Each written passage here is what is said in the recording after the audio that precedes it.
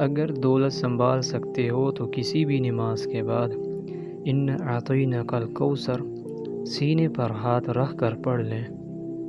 ذاتی مکان، گاڑی اور بے تحاشا دولت آ جائے گی۔ محترم ناظرین کرام، آج کا قیمتی وظیفہ میں آپ کو بتانے جا رہا ہوں۔ یہ ایک خاص عمل میں آپ کے ساتھ شیئر کر رہا ہوں۔ اس وظیفے کی اتنی برکت ہے کہ آپ کے بگڑے کام سنور جائیں گے۔ آپ کا دولت کا مسئلہ ہے، لڑائی جھگڑے کا مسئلہ ہے، گھر میں تنگ دستی و محتاجی ہے، گھر میں لڑائی جھگڑے بہت زیادہ ہیں، اگر کوئی بات نہیں مانتا یا کاروبار میں اس کی برکت نہیں ہے یا منافع نہیں ہے یا کاروبار چل نہیں رہا، بس یہ ایک وظیفہ کرنے سے جو معجزات ہوں گے آپ دیکھتے رہ جائیں گے۔ اور کافی لوگ ایسے ہیں جو وظیفے کر کر کے تھک گئے ہیں لیکن ان کو کامیابیاں نہیں ملتی۔ ان کے راستے میں اسی طرح رکاوٹیں ہیں، اس طرح کی بندشیں کہ ان کے لیے بھی یہ عمل ہے، وہ بھی اس وظیفہ کو کر لیں۔ انشاءاللہ تعالی اللہ پاک ایسا معجزہ فرمائیں گے، اللہ پاک ایسا کرم فرمائیں گے کہ تمام تر مشکلات و پریشانیاں ختم ہو جائیں گی۔ آج کے دن کا یہ خاص وظیفہ کیجئے۔ اس سورت کو پڑھنے والا آج تک کبھی کسی حاجت سے محروم نہیں رہا۔ اس آیت کو پڑھنے والے کو مانگنا نہیں پڑتا، اس سے مل جایا کرتا ہے۔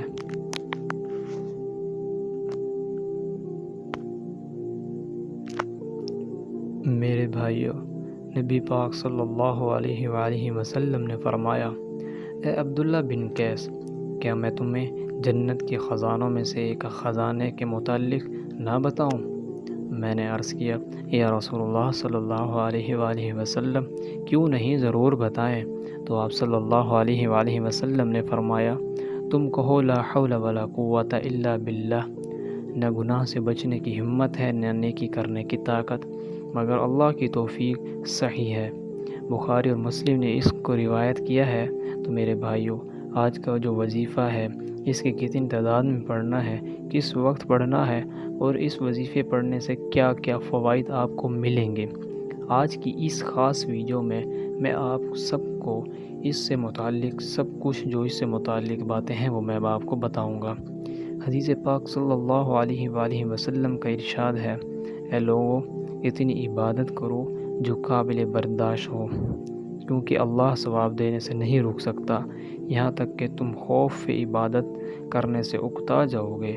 اب آپ نے اس سورت کو کیسے پڑھنا ہے، کس ترتیب سے پڑھنا ہے، یہ طریقہ کار جان لیجئے۔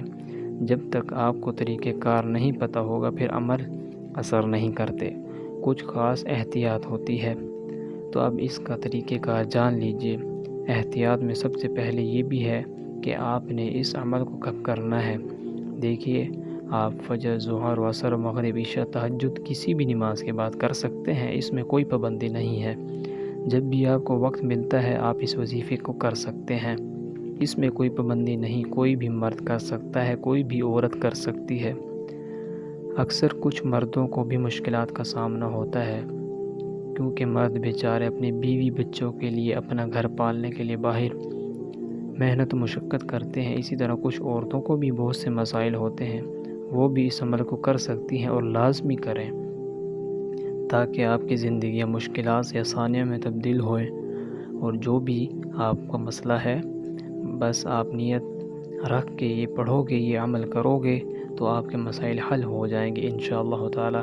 اس وظیفے کی برکت سے اللہ پاک کی خصوصی رحمت ہوگی۔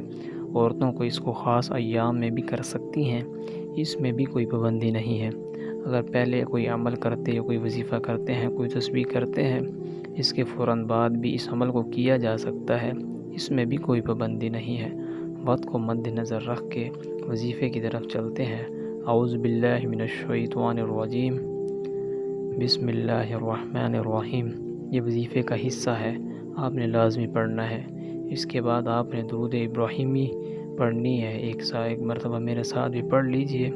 اللہم صلی علی محمد وعلی آل محمد کما صلیت علی ابراہیم وعلی آل ابراہیم انک حمید مجید۔ اللہم بارک علی محمد وعلی آل محمد کما بارکت علی ابراہیم وعلی آل ابراہیم انک حمید مجید۔ یہ درود پاک آپ نے 7 مرتبہ پڑھنا ہے، آپ صلی اللہ علیہ وسلم کی ذات پر اور اگر کسی میرے بہن بھائی کو درود پاک نہیں آتا تو کوئی سا بھی پڑھ سکتا ہے جس کو آتا ہو، اور اگر کوئی بھی نہیں آتا تو وہ اتنا کہہ سکتا ہے صلی اللہ علیہ وآلہ وسلم۔ اس کے بعد آپ نے سورۃ انا اعطیناک الکوثر پڑھنی ہے۔ قرآن پاک کی سورۃ کوثر کے نام سے بھی ہم جانتے ہیں۔ اس سورت کو آپ نے کب پڑھنی ہے اور کیسے پڑھنی ہے، کتنی بار پڑھنی ہے، یہ سب طریقہ میں بتاؤں گا انشاءاللہ تعالی۔ جب آپ اس وظیفے کو کریں گے یہ سب پریشانیاں آپ کے اوپر سے دور ہو جائیں گی۔ اللہ پاک کی صورت میں ہمیں یہ آگاہ بھی کر رہے ہیں کہ ہمیں غمگین اور اداس نہ ہوں، کیونکہ ہر مصیبت کے بعد آسانی ہوتی ہے۔ لہٰذا کوئی بھی اللہ تعالیٰ کے دین پر ایمان رکھتا ہے، اللہ تعالیٰ کے وعدوں پر کامل بھروسہ رکھتا ہے، اور اللہ تعالیٰ کے کلام اور رسول صلی اللہ علیہ وسلم کی باتوں پر مکمل یقین رکھتا ہے، تو وہ مصیبت کے بعد آسانی ضرور دیکھے گا، اور اس کی زندگی میں تنگ دستی کے بعد خوشحالی ضرور آئے گی۔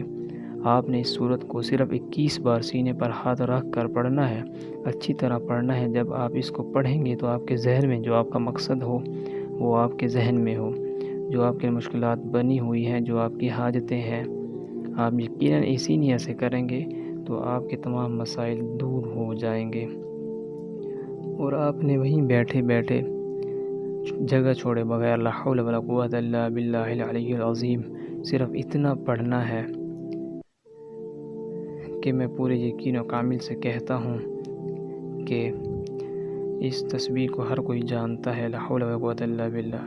حضرت عبداللہ بن مسعود رضی اللہ تعالیٰ عنہ فرماتے ہیں لا حول ولا قوت الا باللہ کو میں نے رسول اللہ صلی اللہ علیہ وسلم کے سامنے پڑھا تو آپ صلی اللہ علیہ وآلہ وسلم نے فرمایا اس کا مطلب جانتے ہو کیا ہے؟